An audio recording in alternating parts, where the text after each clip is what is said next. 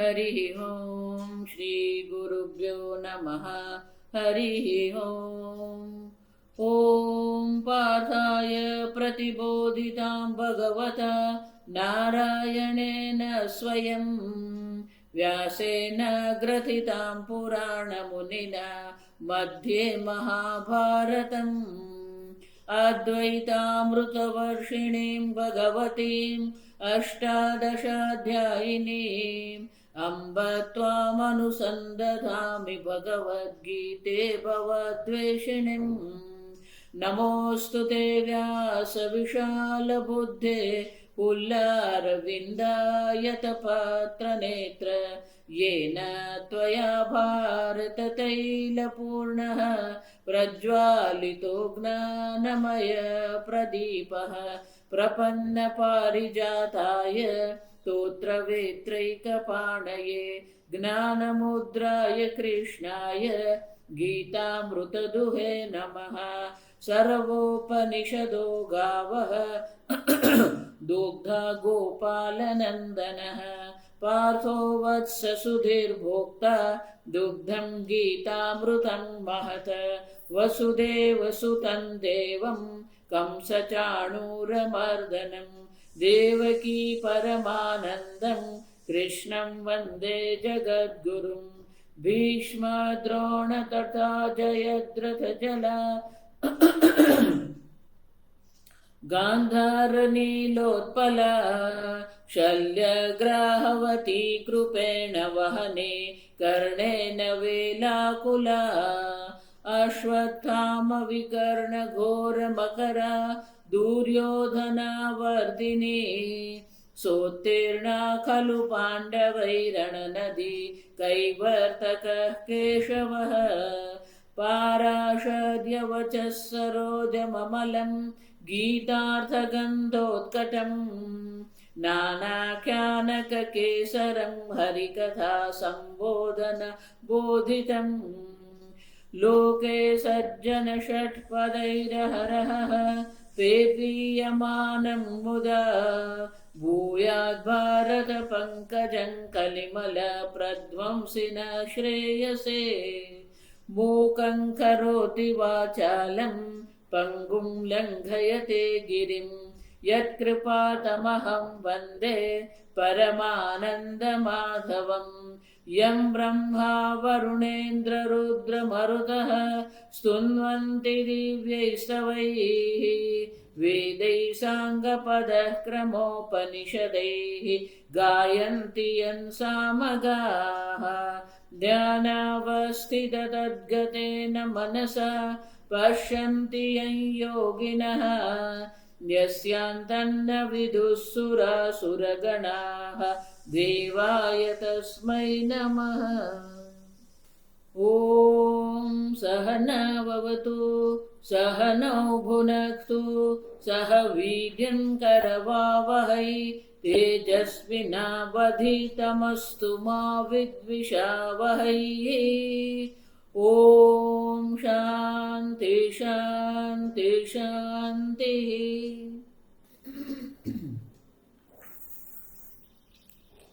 18मो अध्याय श्लोक नंबर 42।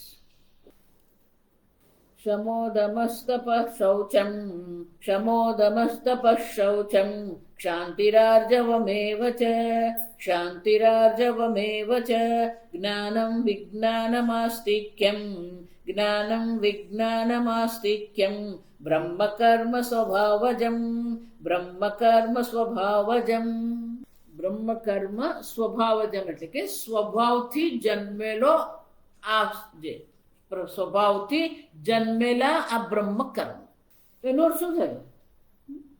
સ્વભાવ પ્રભવૈહિ ગુણૈહિ. આપ સમજો, અહીંયા કોઈ સમાજને આપણે વિભાજિત કરીએ છીએ એવું નથી, કોઈ જાતિવાદ નથી. આ સમજો,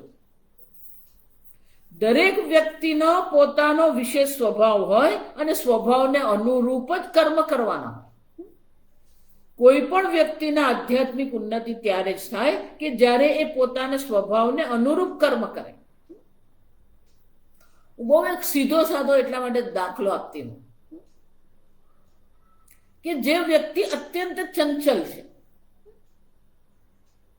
એને તમે એમ કહો કે આ સમાધિસ્થ શંકર ભગવાનનું તું ધ્યાન કર, શંકર ભગવાનની પૂજા કર, તો એને મનમાં મેળ નહીં પડે. જે અત્યંત શાંત છે, ધર્મનિષ્ઠ છે,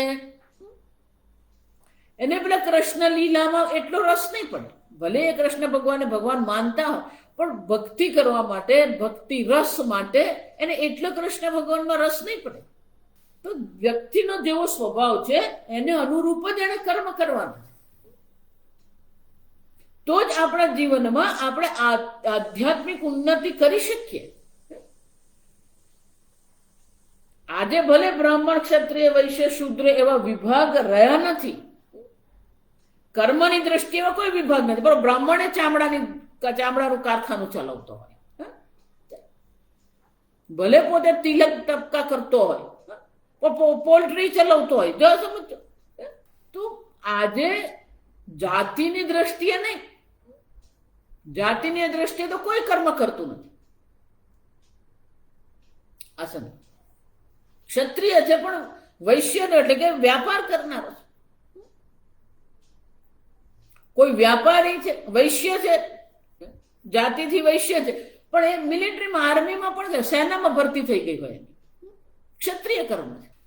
અત્યારે ભલે આપણને એવું ભલે જાતિ આપણે એમ કહીએ, આ ચૌહાણ, રાજપૂત છે, આ વૈષ્ણવ છે, આ વાણિયા છે, ભલે આપણે એવું કહીએ, પણ કર્મની દ્રષ્ટિએ એવો કોઈ વિભાગ હવે રહ્યો નથી. પણ સ્વભાવ તો છે ને, સત્વગુણની પ્રધાનતા છે, રજોગુણની પ્રધાનતા છે કે તમો ગુણની પ્રધાનતા છે, એ તો આપણે જોઈ શકીએ ને. તો ગુણની પ્રધાનતાથી અહીંયા આપણે વાત કરી રહ્યા છે. અને એટલે ભગવાન ફરીથી કહે છે, બ્રહ્મ કર્મ સ્વભાવજમ, સ્વભાવથી જન્મેલા આ બ્રહ્મ કર્મ છે. બ્રહ્મ કર્મ ક્યાંથી જન્મ્યા? સ્વભાવજમ, સ્વભાવથી જન્મેલા છે. એનો સ્વભાવ જ છે. જો એટલે હું તમને બહુ વ્યવહારિક સરળ ભાષામાં કહું, બ્રાહ્મણ એને કહેવાય, સ્વભાવથી બ્રાહ્મણ એને કહેવાય કે જે અધર્મ કરવાનું એની ઈચ્છા જ નહીં થાય. અને ધારો કે પણ તમે એને અધર્મ કરવાનું કહો ને તો એ ડરે. ઘણા એવા બ્રાહ્મણો છે જેને આપણે એમ કહીએ, ધારો કે એને ખાલી જૂઠું બોલવાનું એ કહીએ તે બોલી નહીં શકે. ધર્મનિષ્ઠ રહેવું, અધર્મથી દૂર થવું, દૂર રહેવું, આ બ્રાહ્મણનો સ્વભાવ. અધર્મ સહન નહીં કરી શકે એ ક્ષત્રિય છે. પોતાના સ્વાર્થ માટે થોડું ઘણો અધર્મ કરી નાખે, કપટ કરી નાખે વૈશ્ય. અન્યની સેવા કરવી, સમાજ સેવા કર શૂદ્ર. વેદ પાઠ કરવો, શાસ્ત્ર અધ્યયન કરવું, અધ્યયન કરાવવું બ્રાહ્મણ. ક્ષત્રિય સેવા કરવી, સંચાલન કરવું ક્ષત્રિય. ક્ષત્રિય કોને કહેવાય?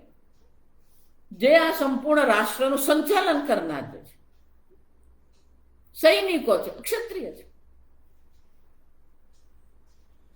વ્યાપાર કરનારા છે, કૃષિ, ગોરક્ષક આવશે. એટલે ભગવાન પહેલો એ બ્રાહ્મણ કોને કહેવાય? સ્વભાવ જમ, સત્વગુણની પ્રધાનતાથી જન્મેલા જે કર્મ છે ને બ્રહ્મ કર્મ કહેવાય. સ્વભાવ જમ એટલે કે આપણે જોઈએ સત્વગુણની પ્રધાનતા એ બ્રાહ્મણ છે. તો સત્વગુણની પ્રધાનતા જ્યાં હોય તો કેવા પ્રકારના કર્મ ત્યાં હોય? શમઃ, દમઃ, તપઃ, શૌચમ, ક્ષાંતિઃ, આર્જવમેવ ચ. આ 6 મુખ્ય જો. શમઃ એના મન પર એનું નિયંત્રણ હોય, મનોનિગ્રહ શમઃ. દમઃ બાહ્યરિન્દ્રિય નિગ્રહ, પોતાની ઇન્દ્રિયો પર પોતાનું નિયંત્રણ. તપઃ વિહિત ભોગનો ત્યાગ કરી દીધો. શૌચમ, શમઃ શંકરાચાર્ય કહે છે શમઃ દમઃ ચ યથા વ્યાખ્યાતાર્થો. શંકરાચાર્ય કે આમાં કશું મારે કોઈ વ્યાખ્યા કરવાની જરૂર નથી, આગળ આ બધાની વ્યાખ્યા થઈ ગઈ. શમઃ એટલે મન પર નિગ્રહ, દમઃ ઇન્દ્રિયો પર નિગ્રહ, તપઃ યથોક્તમ શરીરાદિ, શંકરાચાર્ય કે 17 અધ્યાયમાં આપણે જોઈ ગયા. શારીરમ તપઃ, વાંગ્મય તપઃ, માનસમ તપઃ. તો તપશ્ચર્યા, શારીરમ તપ, દેવ દ્વિજ ગુરુ પૂજનમ. તો શારીરિક તપશ્ચર્યા જે કરનાર છે, વાંગ્મય તપઃ,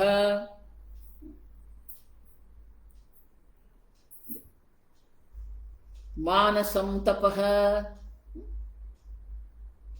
આજે 3 પ્રકારના જે તપશ્ચર્યા, 3 પ્રકારની જે તપશ્ચર્યા દર્શાવવામાં આવી, એ તપશ્ચર્યા જેના જીવનમાં છે. એટલું જ નહીં, શૌચમ. શૌચમ શૌચમ એટલે કે આંતરિક બાહ્ય આપણા જીવનમાં શું હોવું જોઈએ? શૌચ હોવું, સ્વચ્છતા હોવી જોઈએ, શુદ્ધિ હોવી જોઈએ. આ બધું જોઈ ગયા આપણે. આંતરિક રીતે પણ આપણું જીવનમાં સ્વચ્છતા જોઈએ, બાહ્ય સ્વચ્છતા પણ હોય, આંતરિક રીતે પણ સ્વચ્છતા જીવનમાં. શૌચમ ક્ષાંતિ, ક્ષમા ક્ષાંતિ. અન્યને આપણે સ્વીકારી શકીએ છીએ કે નહીં? અન્યનો સ્વીકાર આપણે કરીએ છીએ કે નહીં? કે સતત વિરોધમાં રહીએ છીએ? આપણે એટલો બધો વિરોધ કરીને રહેતા હોઈએ ને. ક્ષમા એટલે સ્વીકારવું, એકોમોડેશન. સ્વામીજી કોઈને ક્ષમા કરવી, કોઈને માફ કરનાર આપણે કોણ? આપણે જ અનેક પ્રકારની ભૂલો કરતા હોઈએ છીએ, આપણે અનેક વાર અધર્મ કરી ચૂક્યા છે, તો બીજાને આપણે માફ કરનાર કોણ? આપણું અલ્પ જ્ઞાન છે, અલ્પ શક્તિ છે, એને કારણે અનેક પ્રકારની ભૂલો આપણે કરતા હોય છે, અનેક પ્રકારથી આપણામાં દોષ રહેલા છે. આપણે બીજાને માફ કરનાર કોણ? શાંતિ એટલે કે એકોમોડેટ, બીજાને આપણે સ્વીકારી, સદોષ, ગમે એટલો એનામાં મોટા મોટો દોષ હોય પણ દોષ સહિત તમે વ્યક્તિને સ્વીકારી શકો કે નહીં? જો આ પતિ પત્નીમાં પણ એવું જ છે, બીજાને પ્રેમ સહિત અપનાવવું. શાંતિ, આર્જવમ, રુજુતા, સરળતા. વિચાર, વાણી અને વર્તનમાં એકતાનતા હોવી જોઈએ. જેવું વિચારીએ એવું જ બોલીએ, અને જેવું બોલીએ ને એવું કરીએ આપણે. આર્જવમ, શમઃ, દમઃ, તપઃ, શૌચમ, શાંતિ, આર્જવમ.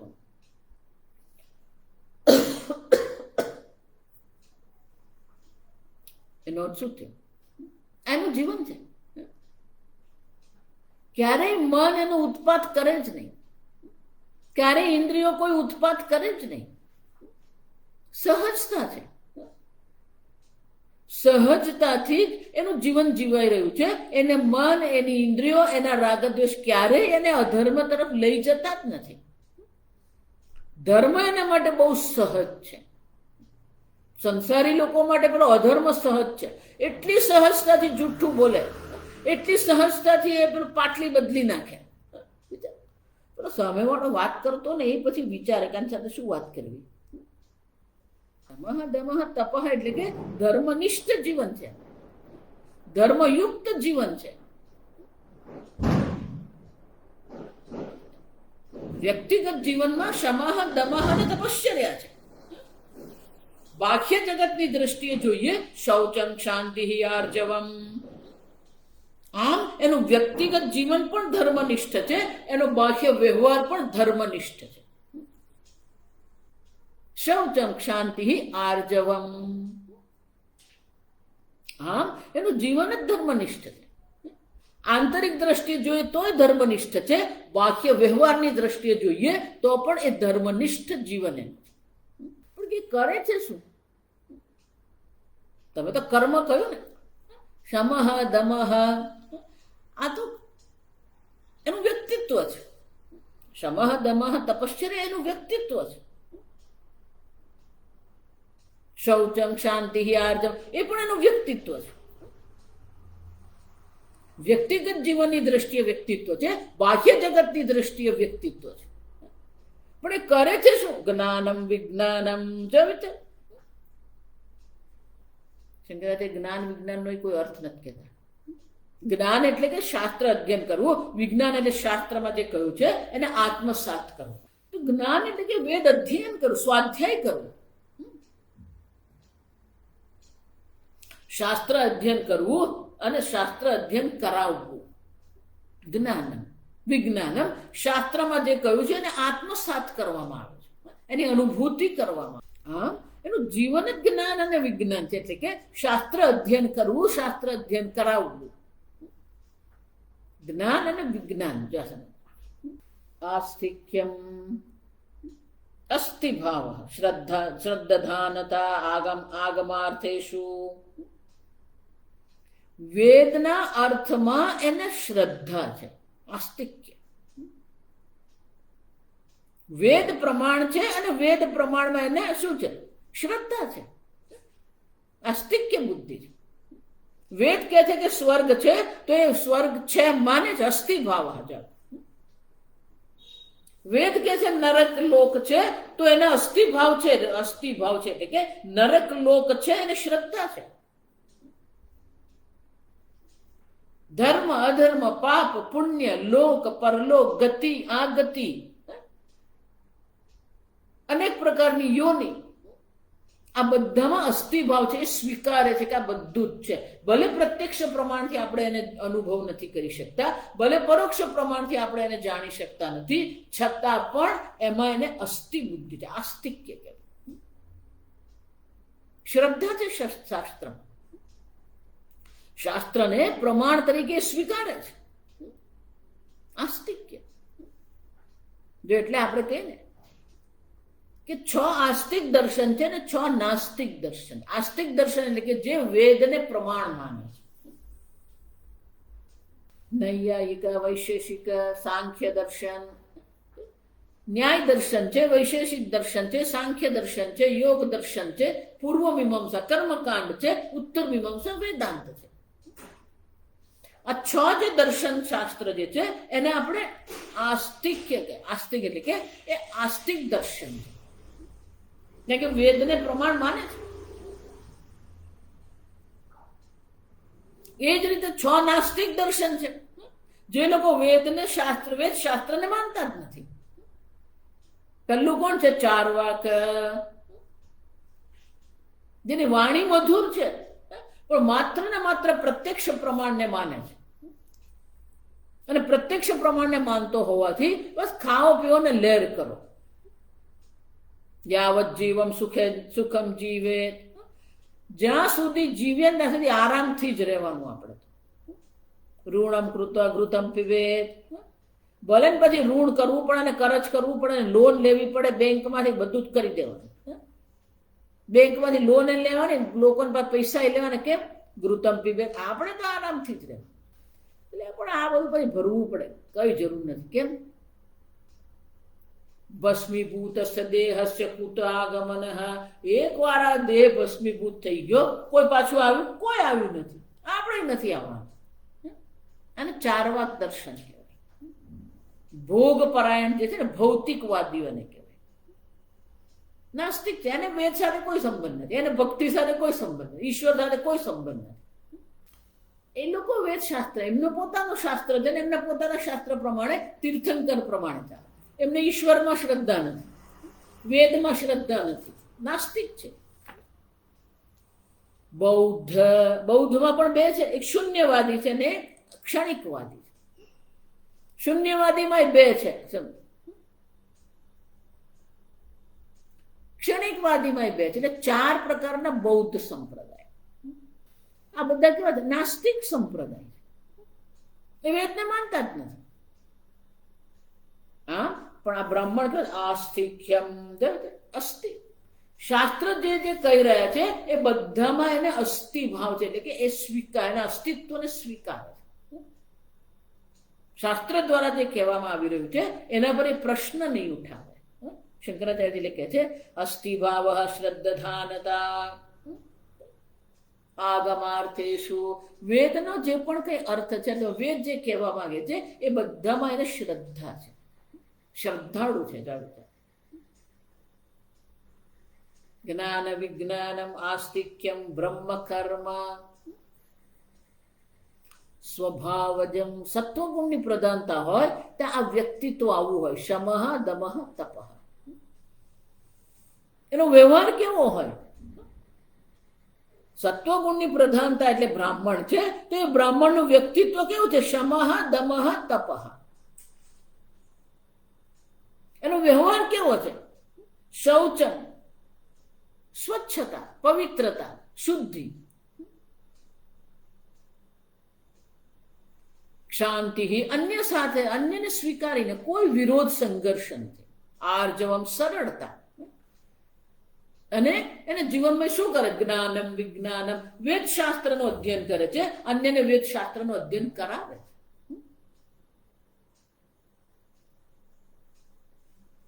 અને આસ્તિક્યમ, વેદશાસ્ત્ર, બ્રહ્મ કર્મ સ્વભાવ. આને બ્રાહ્મણ કર્મ કહેવાય. કેમ? એ સ્વભાવથી જન્મેલા, જાતિવાદ નથી, સ્વભાવથી જન્મેલા કર્મ છે. અને એટલે ભગવાન કહે છે કે સ્વભાવથી જન્મેલા બ્રહ્મ કર્મ કોને કહેવાય? આ બ્રહ્મ કર્મ છે. આ પ્રકારનું જે જીવન જીવે છે એ બ્રાહ્મણ છે. કદાચ કોઈ જાતિથી બ્રાહ્મણ હોય, ત્રિવેદી, દ્વિવેદી ને ઘણા બધા છે, પણ આમાંનું એક કે એનામાં હોય નહીં. એટલે આજે જાતિ બ્રાહ્મણ કે જાતિ ક્ષત્રિય જોવા જેવું છે જ નહીં, કર્મથી જ જોવું પડે. બ્રહ્મ કર્મ સ્વભાવજમ. ક્ષત્રિય કર્મ કોને કહેવાય? ક્ષાત્ર કર્મ. તો કે ભગવાને કીધું કે કર્માણી પ્રવિભક્તાની, તો કયા કયા કર્મ છે? બ્રહ્મ કર્મ આને કહેવાય. ક્ષાત્ર કર્મ કોને કહેવાય?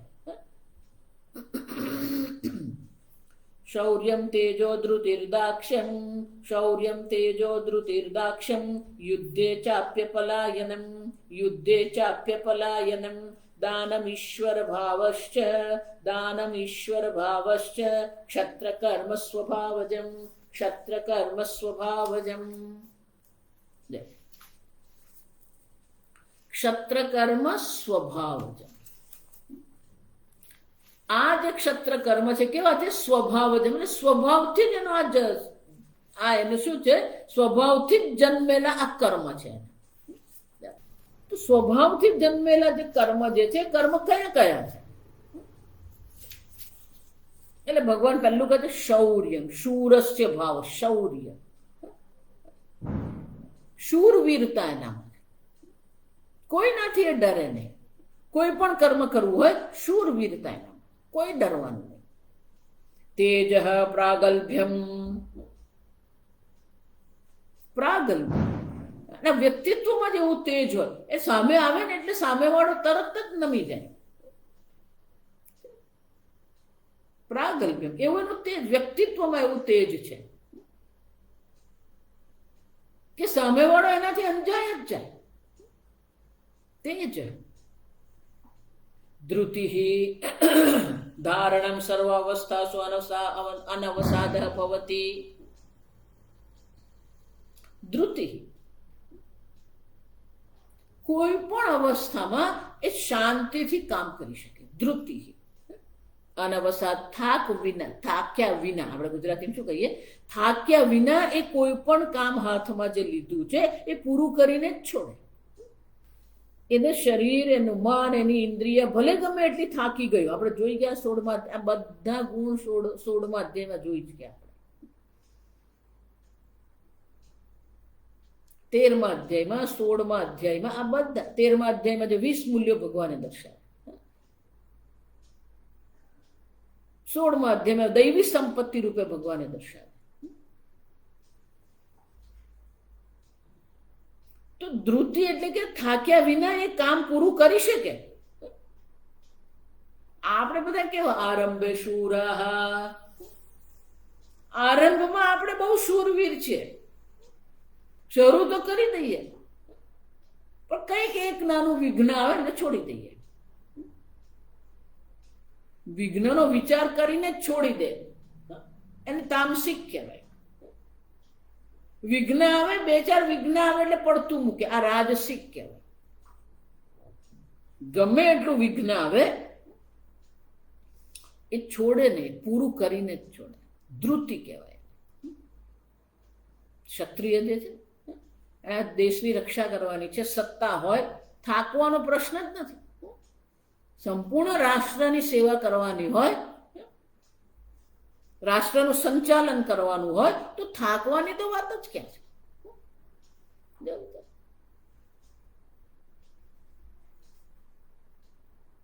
ધૃતિ શૌર્યમ તેજ ધૃતિ અનવસાદ ભવતી સર્વાવસ્થાતુ યયા ધૃત્યા ઉત્તંબિતસ્ય. જે ધૃતિને કારણે ઉત્તંબિતસ્ય એટલે કે એ બેસી પડતો નથી. દાક્ષ્યમ દક્ષસ્ય ભાવઃ સહસા પ્રત્યુત્પન્નેષુ કાર્યેષુ અવ્યામોહેન પ્રવૃત્તિ. દક્ષ કોને કહેવાય? એની બુદ્ધિમાં એવી કુશળતા છે, એની બુદ્ધિમાં એવી નિપુણતા છે કે કોઈ પણ પરિસ્થિતિ એની સામે ઉત્પન્ન થાય એ ક્યારેય હતાશ નહીં થાય.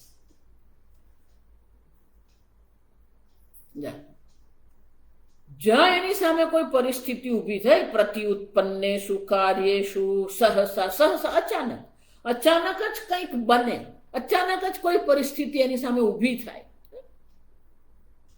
તો કેમ થઈને, કોણે કર્યું, કેવી રીતે કર્યું, એવું વિચાર નહીં કરવાનો. જે લોકો કંઈ પણ બને ને, કંઈ પણ પ્રતિકૂળતા આવે ને એટલે હંમેશા એ કોણે કર્યું, કેમ કર્યું ને એના પ્રત્યે જે ક્રોધ લોકો દર્શાવે ને, આ તામસિકતા છે. જે થયું એનો ઉપાય શોધવો ને એ ક્ષત્રિય છે. પ્રત્યુત્પન્નેષુ કાર્યેષુ અવ્યામોહેન પ્રવૃત્તિ. જ્યાં પરિસ્થિતિ ઊભી થઈ એ પરિસ્થિતિમાં અત્યારે મારે શું કરવું જોઈએ એ કરવા જે તૈયાર છે એને ક્ષત્રિય કહેવાય. જો સમજો, યુદ્ધમાં આવું જ થતું હોય, અચાનક જ કોઈક પરિસ્થિતિ આવી જાય, તમારે શું કરવું એ એક ક્ષણમાં તમારે નિર્ણય લેવો પડે. અચાનક જ સામે પેલો શત્રુ આવીને ઉભો રહી ગયો, કેમ છો, ક્યારે આવ્યા, કેવી રીતે, એ પૂછવાનું નહીં હોય. આપણે લોકોને મળીએ ને એટલે આ બધું પૂછતા હોઈએ, એને તરત નિર્ણય લેવાનો હોય.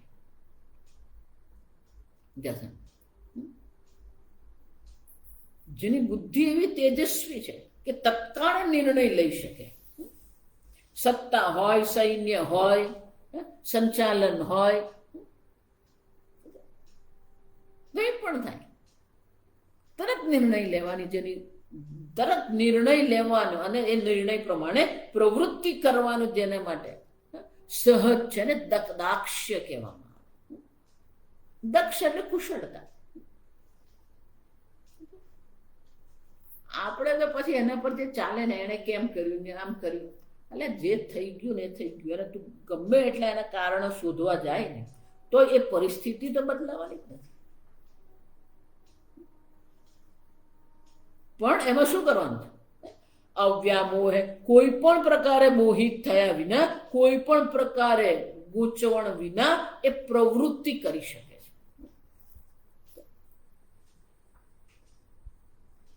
યુદ્ધે ચાપી અપલાયનમ અપરાંગમુખી ભાવઃ શત્રુભ્યઃ.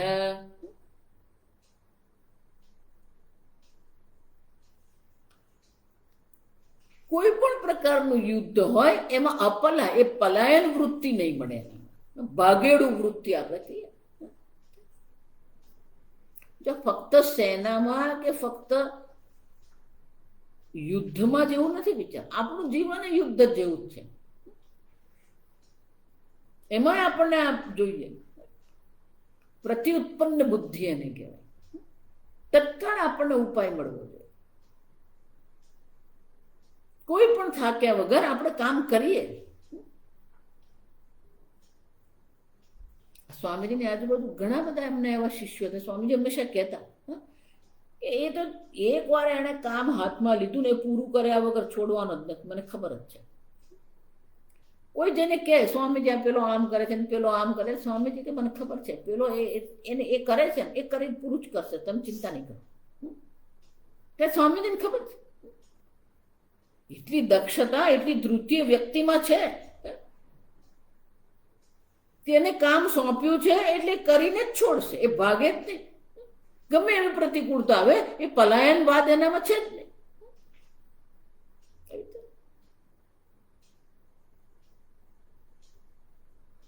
શૌર્યમ તેજ ધૃતિ દાક્ષ્યમ યુદ્ધે ચ અપિ અપલાયનમ.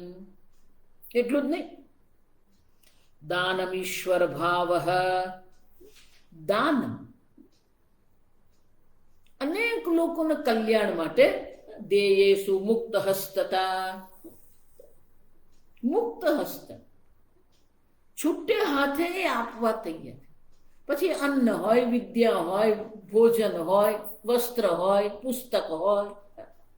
ઈશ્વર ભાવ, ઈશ્વર સે ભાવ પ્રભુ શક્તિ પ્રકટીકરણમ ઈશિતવ્યાન ઇતિ. ઈશ્વર શબ્દનો અર્થ શું થાય? ઈશ શાસને, જેનામાં સર્વનું શાસન કરવાનું સંચાલન કરવાનું સામર્થ્ય છે ને ઈશ્વર કહેવાય. વરચ પ્રત્યય છે. જો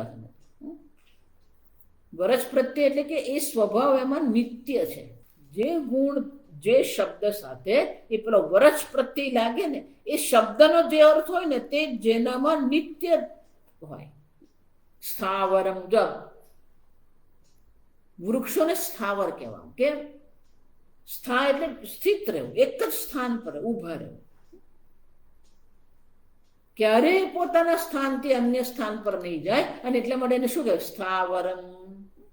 એ જ રીતે ઈશ્વર, સર્વનું શાસન કરવું સંચાલન કરવું એનો સ્વભાવ છે, નિત્ય સ્વભાવ. એમ ક્ષત્રિયોનો પણ સ્વભાવ છે. સર્વનું એ નિયંત્રણ કરી શકે, નિયમન કરી શકે, શાસન કરી શકે. ગમે એવી દોડ ભાગ થઈ જાય ને એ એવી રીતે શાસન કરે ને બધું એની સાથે પાછું મેળ પડી જાય. ક્યાંય પણ કંઈક ગડબડ થઈ ગઈ એ એવી રીતે શાસન કરે, એવી રીતે સંચાલન કરે. જો એટલા માટે આ બધા એડમિનિસ્ટ્રેટિવ બધા જે છે, એક્ઝિક્યુટિવ એન્જિનિયર, એડમિનિસ્ટ્રેટિવ, એમડી, આ બધા ક્ષત્રિય જ. એટલે મેં કીધું માત્ર સત્તામાં હોય ને સેનામાં હોય એ જ ક્ષત્રિય એમ નહીં. કોઈ પણ એક યુનિટ આપણે લઈએ, કોઈ પણ ફેક્ટરી તમે લો અથવા તો કોઈક વ્યાપારિક એકમ લો, તો એ વ્યાપારિક એકમ હોય બધામાં આ હોવાનું. બ્રાહ્મણ જોઈએ જ એમને, જે શાંતિથી બધું કામ કરતા હોય, સંશોધન કરતા હોય, નવા પ્રોડક્ટ બનાવવાના હોય. આ બધા બ્રાહ્મણ છે. એટલું જ નહીં, એ બધાને પેલી ટ્રેનિંગ આપે, તાલીમ આપતા હોય. બ્રાહ્મણ. ક્ષત્રિય આ બધાનું સંચાલન કરવું, રક્ષા કરવી, સુરક્ષાની વ્યવસ્થા, આ સિક્યોરિટી જેને આપણે એડમિનિસ્ટ્રેટિવ બિલ્ડિંગ જોઈએ. કેટલા માણસો કામ કરે છે, કેવી રીતે કરે છે, શું કરે છે, આ બધું સંચાલન કરવું પડે, સુરક્ષા રાખવી પડે. આ ક્ષત્રિય. કોઈ પણ ઔદ્યોગિક એકમ તમે જો આ હોય જ. શાળા હોય તો શાળામાં પણ એવું હોવાનું. વૈશ્ય ઔદ્યોગિક એકમમાં પેલું એકાઉન્ટ સેક્શન પણ હોય.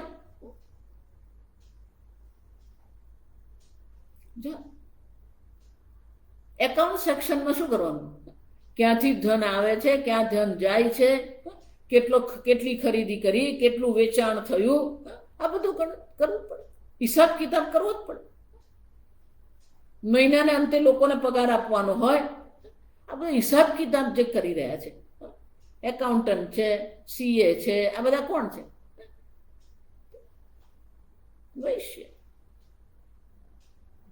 શુદ્ર લેબર વર્ક જે છે, ફેક્ટરી કરી એટલે પેલા લેબરની જરૂર પડવાની, મજૂરોની જરૂર પડવાની જ આપણને, શુદ્ર.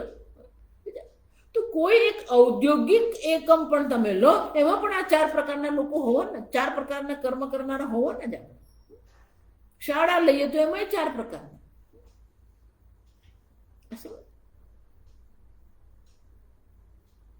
આ કર્મની દ્રષ્ટિએ તમે વિચારો, સ્વભાવની દ્રષ્ટિએ તમે વિચારો, તો અત્યારે પણ આ જોવા જ પડે 4 પ્રકારના. તમે સંયુક્ત કુટુંબ જુઓ ને, હજી પણ છે સંયુક્ત કુટુંબો. સંયુક્ત કુટુંબમાં તમે જો તો એમાં પણ તમને 4 પ્રકારના લોકો જોવા. કેટલાક લોકો છે સલાહ સૂચન આપતા હોય, પેલા બાળકોનું ભણતર બરાબર ચાલે છે કે નહીં, આ બ્રાહ્મણ છે. કેટલાક લોકો બધા એડમિનિસ્ટ, કોઈ માંદું પડે કંઈક ને કંઈક લઈ આવવાનું હોય, કંઈક કરવાનું હોય, સુરક્ષાનો વિચાર કરે, આ બધા ક્ષત્રિય છે. એમાં કેટલાક લોકો ધનોપાર્જન કરી રહ્યા છે, કોઈ કૃષિ કરી રહ્યા છે, ગો પાલન કરી રહ્યા છે, આ પ્રકારથી ધનોપાર્જન કરનાર આ બધા વૈશ્ય છે. અને ઘરની સફાઈ કરવી, ઘરમાં રસોઈ કરવી, બધું કામ કરવું, સેવા, શુદ્ર. એક સંયુક્ત પરિવારમાં 4 પ્રકારના લોકો જોવા મળે. કોઈ ઔદ્યોગિક એકમ લઈએ આપણે તો એમાં પણ આ જોવા મળે. આ બધા કર્મની જરૂર છે. કોઈ પણ સમાજનું સંચાલન કરવું હોય તો આ 4 પ્રકારના કર્મ આવશ્યક છે. બ્રહ્મ કર્મની જરૂર છે, ક્ષત્ર કર્મ આવશ્યક છે. પણ દરેકનો પોતાનો એક સ્વભાવ હોય, ઈશ્વર ભાવ, સર્વનું સંચાલન કરવું. જો આવા લોકો હોય ને, એ જ્યાં પણ ગયા હોય ને, કંઈ પણ ગડબડ થતી હોય ને, એક અવાજ કરે ને બધા ચૂપ થઈ જાય, બધું જે કહે ને એ પ્રમાણે બધું વ્યવસ્થિત થઈ જ જાય.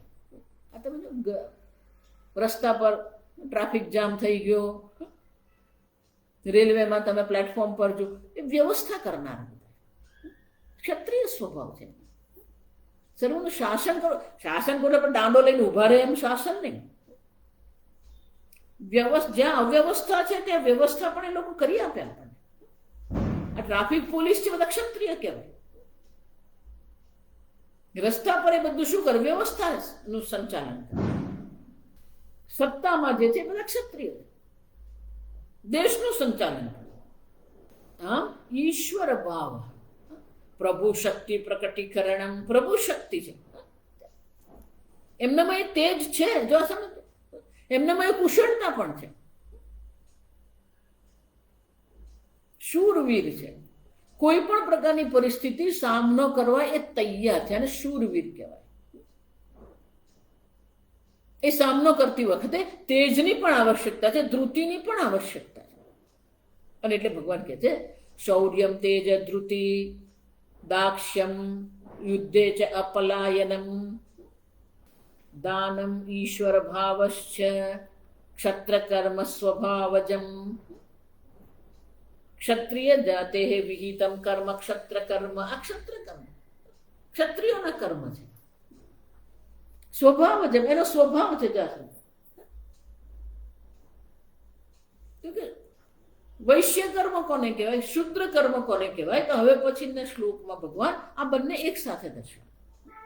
કૃષિ ગૌરક્ષ વાણિજ્યમ, કૃષિ ગૌરક્ષ વાણિજ્યમ વૈશ્ય કર્મ સ્વભાવજમ, વૈશ્ય કર્મ સ્વભાવજમ પરિચર્યાત્મકમ કર્મ, પરિચર્યાત્મકમ કર્મ શૂદ્રસ્યાપી સ્વભાવજમ, શૂદ્રસ્યાપી સ્વભાવજમ. વૈશ્ય 3 પ્રકારે કામ કરે: વાણિજ્ય, કૃષિ, ગોરક્ષ.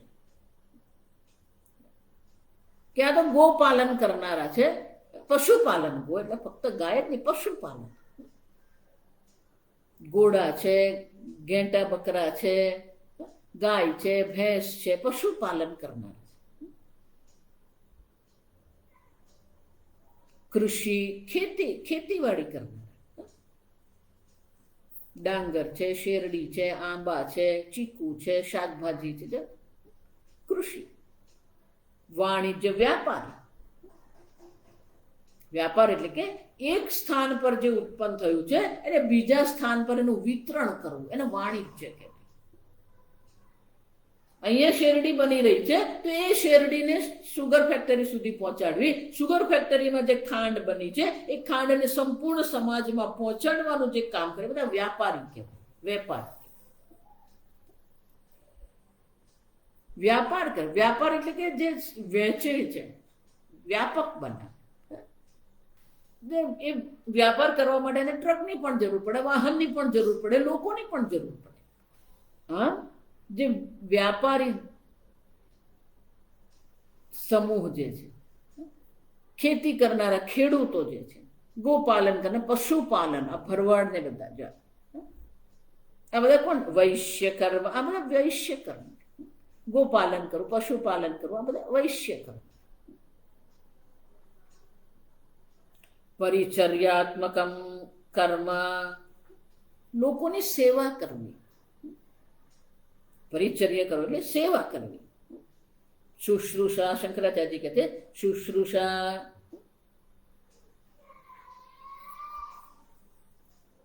કૃષિ શબ્દનો અર્થ શંકરાચાર્યજી આપે છે. કૃષિ ભૂમે વિલેખનમ, જમીન ખેડવી. જમીન ખેડનારને ખેત.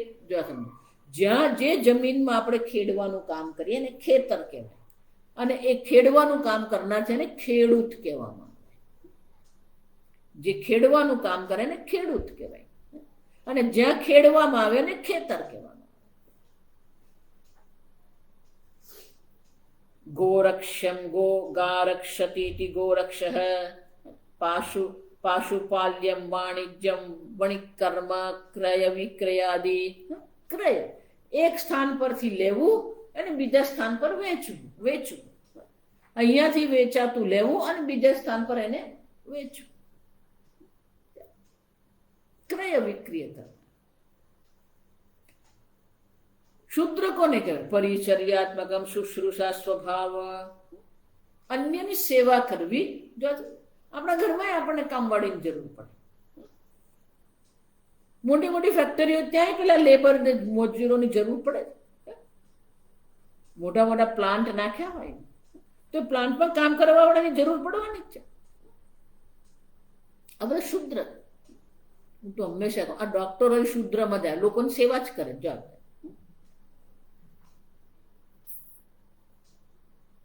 સમાજ સેવા કરનાર, એનો અર્થ શું? કોઈ કામ હલકું નથી. સમાજમાં બધાની જ જરૂર છે. શૂદ્રની જરૂર છે, વાણિજ્યની પણ જરૂર છે, પણ સ્વભાવથી તમે કરો. તમારા સ્વભાવને અનુરૂપ તમે કર્મ કરો તો તમારું કલ્યાણ થઈ શકે. એટલે ભગવાન આગળ કહે કે આ પ્રકારથી શાસ્ત્રમાં શું છે? એ તેષામ કર્મણામ સમ્યક અનુષ્ઠિતાનામ સ્વર્ગ પ્રાપ્તિ ફલમ સ્વભાવતઃ. જો આ વારંવાર આ તમને હું કહું છું, શંકરાચાર્યજી કહે છે કે જો પોતાની જાતિ વિહિતાનામ કર્મણામ સમ્યક અનુષ્ઠિતાનામ, પોતાની જાતિ પોતાના સ્વભાવને અનુરૂપ જે શાસ્ત્ર દ્વારા કર્મનો આદેશ કરવામાં આવ્યો છે એને અનુરૂપ જો એ સારી રીતે એ કર્મ કરે, સ્વર્ગ પ્રાપ્તિ ફલમ સ્વભાવતઃ, એને અવશ્ય સ્વર્ગની પ્રાપ્તિ થાય. મંદિરમાં પણ 4 છે. જો વિચારો, જે ભગવાનની સેવા કરનારો છે એ બ્રાહ્મણ છે, જે મંદિરનું સંચાલન કરે છે, સુરક્ષાનો વિચાર કરે છે, એ ક્ષત્રિય છે. મંદિરમાં કેટલું દાન આવ્યું, કેટલું ભંડોળ છે, મંદિરમાંથી એ ભંડોળનો ક્યાં ઉપયોગ કરવો, કેવી રીતે કરવું, મંદિરનો આપણે કેવી રીતે જીર્ણોદ્ધાર કરવો કે વ્યવસ્થા ઊભી કરવી, આવશ્ય છે. સફાઈનું કામ કરવું, ફૂલની માળા બનાવી, આ બધું કોણ? શૂદ્ર. શંકરાચાર્ય કહે છે કે દરેક જણ પોતાની જાતિને શાસ્ત્ર અનુરૂપ જે કર્મ એને સોંપવામાં આવ્યું છે, જે કર્મનો આદેશ કરવામાં આવ્યો છે, એનું એ સારી સમ્યક અનુષ્ઠિત, એનું જ્યારે સારી રીતે એ કર્મનું અનુષ્ઠાન કરે છે એને સ્વર્ગની પ્રાપ્તિ અવશ્ય થાય. એનો અર્થ શું થાય? માત્ર ભગવાનની એ સીધી સેવા કરે એટલે બ્રાહ્મણને સ્વર્ગ મળે અને શૂદ્રને સ્વર્ગ મળે એમ નથી. ફળમાં કોઈ પક્ષપાત નથી, કર્મમાં કોઈ પક્ષપાત નથી. તમારા સ્વભાવ પ્રમાણે તમે કર્મ કરો. અને તમે તમારા સ્વભાવ પ્રમાણે શાસ્ત્ર વિહિત કર્મનું સારી રીતે તમે અનુષ્ઠાન કરો તો એ શુદ્ર જે મંદિરમાં સેવા કરનારો છે એને પણ સ્વર્ગની પ્રાપ્તિ થશે. બ્રાહ્મણ જે છે ભગવાનની સીધી સેવા કરી રહ્યો છે એને પણ સ્વર્ગની પ્રાપ્તિ થશે. શાસ્ત્ર કોઈ પક્ષપાત ના, એવું નથી, એવું નહીં માનતા કે બ્રાહ્મણને સ્વર્ગ મળે ને શૂદ્રને નરક મળે. શૂદ્ર પણ જો નિષ્ઠાપૂર્વક પોતાના કર્તવ્ય કર્મનું પાલન કરી રહ્યો છે તો અવશ્ય એને સ્વર્ગની પ્રાપ્તિ થાય. માત્ર બ્રાહ્મણોને કે વેદનું અધ્યયન કરે ને યજ્ઞ કરે એટલે જ તમને સ્વર્ગ મળે એમ નથી. વ્યાપારી પણ જો પોતાના સ્વભાવ પ્રમાણે સારી રીતે અનુષ્ઠાન કરે, સમાજની સેવા પણ કરે તો એને પણ સ્વર્ગની પ્રાપ્તિ થાય. આ વિચાર. એટલે શંકરાચાર્યજી કહે છે કે આ હું જ કહું છું એમ નથી. વર્ણાઃ આશ્રમાશ્ચ સ્વકર્મનિષ્ઠાઃ પ્રેત્ય કર્મફલમ અનુભૂય તતઃ શેષેણ વિશિષ્ટ દેશ જાતિ કુલ ધર્મ આયુઃ શ્રુત વૃત્ત વિત્ત સુખ મેદ સહ જન્મ પ્રતિપદ્યતે. આપસ્તંભ સ્મૃતિ છે, મનુસ્મૃતિ છે, યાજ્ઞવલ્ક સ્મૃતિ છે, એવી રીતે પરાશર સ્મૃતિ છે, એવી જ રીતે આ સ્મૃતિ આપસ્તંભ સ્મૃતિ. એના શ્લોકનું શંકરાચાર્યજી અવતરણ કરે છે. વર્ણાઃ ચાતુર્વર્ણ જોયું આપણે, બ્રાહ્મણ ક્ષત્રિય વૈશ્ય શૂદ્ર. આશ્રમાઃ આપણા જીવનની 4 અવસ્થા છે. બ્રહ્મચર્ય અવસ્થા એટલે વિદ્યાર્થી અવસ્થા, ગ્રહસ્થ અવસ્થા, વાનપ્રસ્થ અને સંન્યાસ.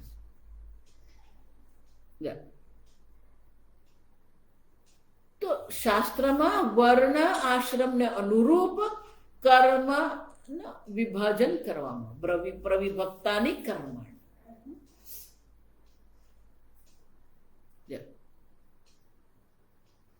બ્રહ્મચર્ય અવસ્થામાં બ્રાહ્મણે શું કરવાનું છે? વેદ અધ્યયન કરવાનું છે. ક્ષત્રિય શું કરવાનું છે? ધનુર્વિદ્યાનું અધ્યયન કરવાનું. વૈશ્ય છે તો એને બ્રહ્મચર્ય અવસ્થામાં શું છે? અર્થશાસ્ત્ર નીતિશાસ્ત્રનું અધ્યયન કરવાનું. શૂદ્ર છે તો એને પોતાની કુશળતા શીખવાની છે, એ શીખવાનું છે. સુથાર છે તો સુથારને કેવી રીતે સુથારી કરવી એ શીખવું પડે. તો બ્રહ્મચર્ય અવસ્થામાં પણ જાતિને અનુરૂપ, સ્વભાવને અનુરૂપ આ બધા અધ્યયન છે, શાસ્ત્રો છે જ આપણી પાસે.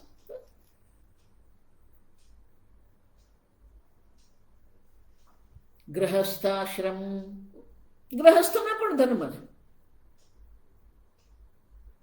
વાનપ્રસ્થ આશ્રમ, જો અત્યારે હું તમને જે વારંવાર કહું, જેટલા લોકો નિવૃત્ત થયા છે ને એ જો યોગ્ય પ્રકારથી જીવન જીવે ને તો સમાજમાં જે વિસંવાદિતા છે ને અડધી ઓછી થઈ જાય. પણ નિવૃત્ત થયા પછી, ધનોપાર્જનમાંથી નિવૃત્ત થયા પછી પણ લોકો એવું ભોગ પરાયણ જીવન જીવે છે. કરો ભોગ, કોઈ ના નથી પાડતો,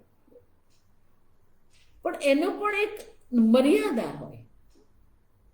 એ ભોગ પરાયણતાની સાથે સાથે થોડું ધાર્મિક જીવન પણ જીવીએ. આપણે પૂજા કરીએ, પાઠ કરીએ, મંદિરે જઈએ, જપ કરીએ, થોડુંક એટલું તો કરીએ. 24 કલાકમાંથી 2-3 કલાક તો તમે આ કરો. તમારા જીવનમાં પણ આનંદ અને શાંતિ હશે, આજુબાજુના લોકોના જીવનમાં પણ એ શાંતિ આવશે. તમે જુઓ આ ઘરમાં પણ પેલા દાદાને ન્યૂઝ ચેનલ જોવી હોય અને પેલા દીકરાને શું કહેવાય, પેલા આ બાળકો માટેની કિડ્સ માટેના જે આવતા હોય એ જોવું હોય, પેલી દાદીને સિરિયલ જોવી હોય, વહુજુને કુકિંગ ક્લાસ જોવા, જેવા સમજો. સતત સંઘર્ષ. પેલું બાળક ફરિયાદ કરે, મમ્મી મને દાદા જોવા નથી દેતા. બાળક પાસે માન અડધો-પોણો કલાક હોય તો એને અડધો-પોણો કલાક તમે જોવા દો ને એનો શો. અને પેલો પતિ હોય એને પેલું શેર બજાર જોવું હોય, ક્યાંથી મેળ પડે ઘરમાં? એક ટીવીની દ્રષ્ટિએ કોઈ મેળ આપણો તો પડતો નથી. એકને ન્યૂઝ જોઈને, એકને સિરિયલ જોઈને, એકને કુકિંગ ક્લાસ જોવા હોય, એકને બ્યુટિશિયનને ક્લાસ જોવા હોય, પેલા એકને કિડ્સ જોવું હોય, પેલા શેર બજાર જોવાય. હા, વાનપ્રસ્થ જીવન છે તો એમાં થોડીક મર્યાદા રાખતા શીખીએ આપણે. ગૃહસ્થ જીવન છે તો સામાજિક અને પારિવારિક જવાબદારી લેતા શીખીએ આપણે.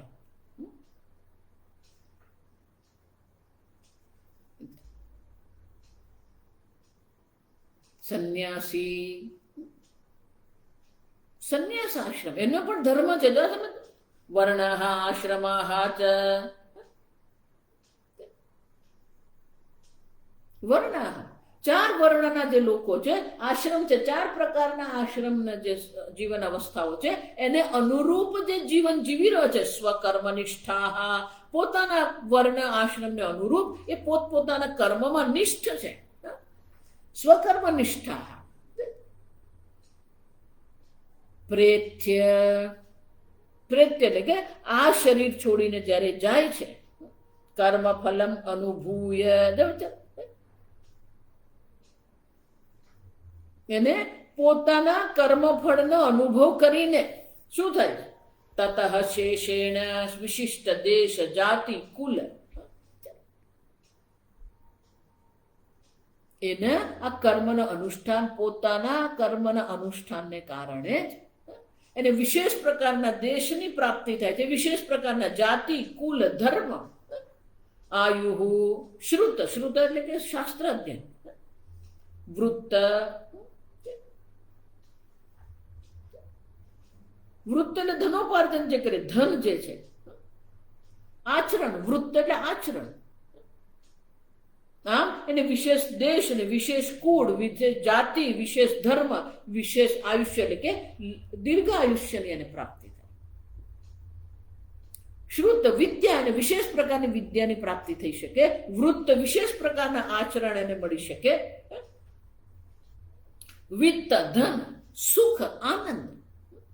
મેધસહ મેધા, જન્મ પ્રતિપદ્યતે. આમ પોતાના કર્મમાં નિષ્ઠ, વર્ણ અનુસાર, જો એટલે વર્ણ અનુસાર, આશ્રમ અનુસાર જો તમે સ્વકર્મનું અનુષ્ઠાન કરો છો તો તમને વિશેષ પ્રકારના પુણ્યને કારણે આ વિશેષ પ્રકારના કુળની પ્રાપ્તિ થશે. આજકાલ તો લોકો મા બાપને એવી દોષારોપણ કરતા હોય, પણ એ આ મા બાપ તમને મળ્યા કોને? તમારા કર્મને કારણે. પછી એ મા બાપને શું આપણે નિંદા કરવાની? આપણા જે સ્વકર્મનું અનુષ્ઠાન આપણે જે કરેલું છે એને અનુરૂપ જ મા બાપ મળવાના છે.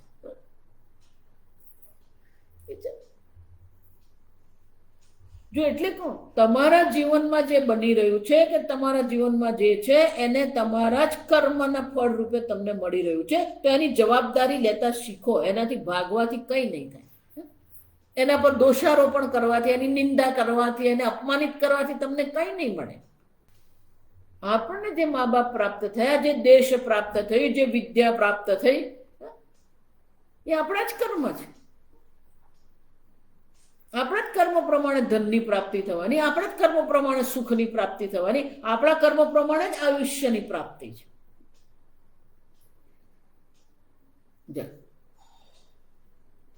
કર્મ ફલમ પ્રતિપદ્યતે, આવા પ્રકારના વિશેષ જન્મની પણ એને પ્રાપ્તિ થઈ શકે. પણ આ બધું કેવું છે? આપણા જ કર્મ છે, આપણા જ સ્વકર્મ છે. જો એટલા માટે પેલો શ્લોક છે, આ 4 અવસ્થા છે ને, એક જ શ્લોકમાં 4 અવસ્થાની વાત છે. પણ નકારાત્મક રીતે જો તમે સ્વકર્મનું અનુષ્ઠાન નહીં કર્યું આશ્રમ પ્રમાણે,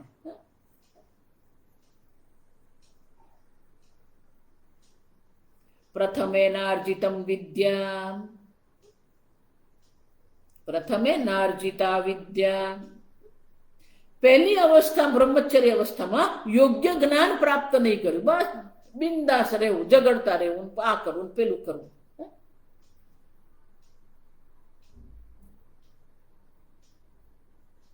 પ્રથમે નાર્જિતમ વિદ્યા, દ્વિતીયેનાર્જિતમ ધનમ, ગ્રહસ્થ આશ્રમમાં આપણે ધનોપાર્જન કરવાનું છે, રખડતો પડે. તૃતીયેનાર્જિતમ પુણ્યમ, તૃતીય અવસ્થામાં પૂજા પાઠ કરીને પુણ્ય આપણે પ્રાપ્ત કરીએ. આમ પ્રથમ અવસ્થામાં વિદ્યા પ્રાપ્ત નથી કરી, ગ્રહસ્થ આશ્રમમાં ધનોપાર્જન કર્યું નથી, વાનપ્રસ્થ જીવનમાં પુણ્ય ઉપાર્જન કર્યું નથી. ચતુર્થે કિમ કરીષ્યતિ, પછી ચોથી અવસ્થા દુઃખાત્મક જ રહેવાની. કોઈ તમને સુખી નહીં કરી શકે. યોગ્ય પ્રમાણમાં વિદ્યા નથી, યોગ્ય પ્રમાણમાં ધન નથી, યોગ્ય પ્રમાણમાં પુણ્ય નથી, કોણ તમને સુખી કરવાનું? ચતુર્થે કિમ કરીષ્યતિ. આમ પણ એનાથી વિરુદ્ધ જો તમે તમારા કર્મ સ્વકર્મ અનુષ્ઠાન કરનારા જે છે એમને વિશેષ દેશ ધર્મ બધું જ મળવાનું. ઇત્યાદિ સ્મૃતિભ્ય પુરાણે ચ વર્ણિનામ આશ્રમિનામ લોક ફલ ભેદ વિશેષ સ્મરણાત, શંકરાચાર્ય કહે છે આ પ્રકારથી સ્મૃતિભ્ય, સ્મૃતિમાં, સ્મૃતિઓ દ્વારા પુરાણમાં પણ વિશેષ વર્ણ અને આશ્રમના કર્મનું અને એના આધાર પર કર્મ ફલ ભેદનું, લોક ભેદનું પણ વર્ણન કરવામાં આવે છે. કેવા પ્રકારનું આપણું સ્વકર્મ છે, એ સ્વકર્મનું અનુષ્ઠાન આપણે કરીએ છીએ કે નથી કરતા? જો સ્વકર્મનું સારી રીતે અનુષ્ઠાન કર્યું છે તો અવશ્ય એને આ પ્રાપ્તિ થાય. અને શંકરાચાર્ય કહે છે અહીંયા ભગવાન અહીંયા જ કહે છે એમ નથી. પુરાણમાં, સ્મૃતિઓમાં, વેદમાં અનેક પ્રકારથી અનેક લોકની પ્રાપ્તિ, અનેક પ્રકારના વિશેષ કર્મફળની પ્રાપ્તિ, અનેક વિશેષ પ્રકારના ભોગની પ્રાપ્તિનું વર્ણન જોવા મળે છે.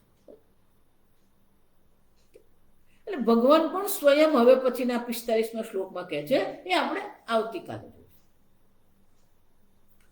ઓમ સ્વસ્તિ પ્રજાભ્યઃ પરિપાલયન્તામ ન્યાયેન માર્ગેણ મહિમ મહિષાઃ ગોબ્રાહ્મણેભ્ય શુભમસ્તુ નિત્યમ લોકા સમસ્તા સુખિનો ભવન્તુ કાલે વર્ષતુ પર્જન્યઃ પૃથ્વી સસ્યશાલિની દેશો યંક્ષોભરહિતઃ બ્રાહ્મણા સંતુ નિર્ભયાઃ. ઓમ સર્વેષાં સ્વસ્તિર્ભવતુ, સર્વેષાં શાંતિર્ભવતુ, સર્વેષાં પૂર્ણં ભવતુ, સર્વેષાં મંગલં ભવતુ, સર્વે ભવन्तु સુખિનઃ, સર્વે સन्तु નિરામયાઃ, સર્વે ભદ્રાણિ પશ્યन्तુ, મા કશ્ચિत् દુઃખભાગ્ ભવેत्. અસતો મા સદ્ગમય, તમસો મા જ્યોતિર્ગમય, મૃત્યુર્મા અમૃતંગમય. ઓમ પૂર્ણમદઃ પૂર્ણમિદં પૂર્ણાત પૂર્ણમુદચ્યતે પૂર્ણસ્ય પૂર્ણમાદાય પૂર્ણમેવાવશિષ્યતે. ઓમ શાંતિ શાંતિ શાંતિ. હરિ ઓમ. શ્રી ગુરુભ્યો નમઃ. હરિ ઓમ.